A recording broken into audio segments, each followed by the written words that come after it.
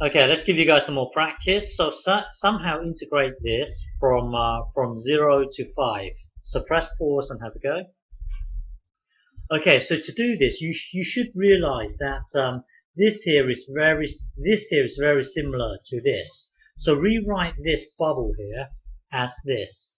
So in order to integrate this, just realize that this is very similar to this. So rewrite this as this whole thing here. So notice that this will be the same as this. So once you're here, break this fraction up into two separate fractions. So here you've got another fraction here. So now this will cancel out with this. So these two will cancel out, leaving you with 3. And then well, this thing here will then become this thing here. Okay, so sorry, this whole thing here will then become this whole thing here, and then now it's just a matter of integrating it. So integrate this. It would be the absolute value of whatever's at the bottom here, and then from 5 to from 0 to 5. So that will then take you to here. So this here is your final answer. Okay. So the next one. So somehow integrate this. So press pause and have a go. Okay, so to integrate this, remember if you have root a over b, that's the same as root a over root b. So rewrite this as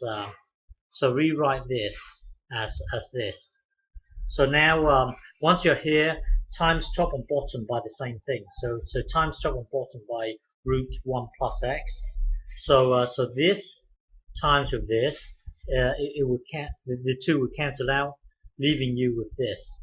And then now this times this would be root whatever times root whatever. So that's the same as root whatever times whatever. So you can just multiply these two together. The point here is that this whole thing here will then become this. Now multiply these two, multiply the two, it will then give you this. Okay. So now you can break this up as a one fraction. So hang on. So break this up as one fraction. That's this one here, and then break it up as another fraction. That's this fraction here. So now it's just a matter of integrating this and integrating this. So to integrate this, remember if you looking at this here, to integrate this, remember that if you try to differentiate inverse sine of x, if you try and differentiate inverse sine of x, so sine equally to both sides, that will then give you this equals x, and then use implicit differentiation, that will then give you cos of y dy by dx. And then over here you've got 1 times both sides, blah blah blah blah. We've done this many times. If you differentiate this, it will give you 1 over root 1 minus x squared. So if you start from here and differentiate it, it gives you this. Then to integrate this, then that will then give you this thing here. The point is that if you integrate this, it will be this. It will be the inverse sine of x. Okay. Now looking at this, notice that this thing here is almost the exact derivative of this thing here. So to integrate this, you are looking for something in such a way that when you differentiate it, it gives you this thing here.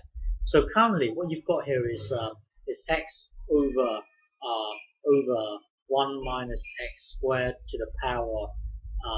Well, the point here is if you make this to be your initial guess, 1 minus x squared.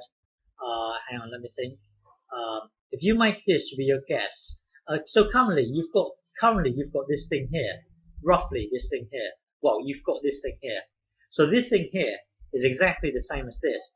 But notice that this thing here is almost the exact derivative of this thing here. So you should make this to be your initial guess. You should make this to be your initial guess. 1 minus x squared, and then 1 notch higher than this. So that would be a half. So you see, if you make this to be your initial guess, if you try and differentiate this, it will give you 1 over 2, and then everything stays the same in here, and then this thing here gets minus by 1.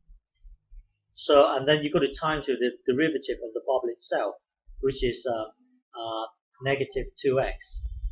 And then this 2 here gets cancelled out with blah blah blah. We've done this many times. If you integrate this, it will then give you this thing here. It will then give you this thing here. So hang on. So currently we are here. Integrate this. It will give you inverse sine of x, and then integrate this. It will give you this thing here. So overall, your answer would be this. This is your final answer.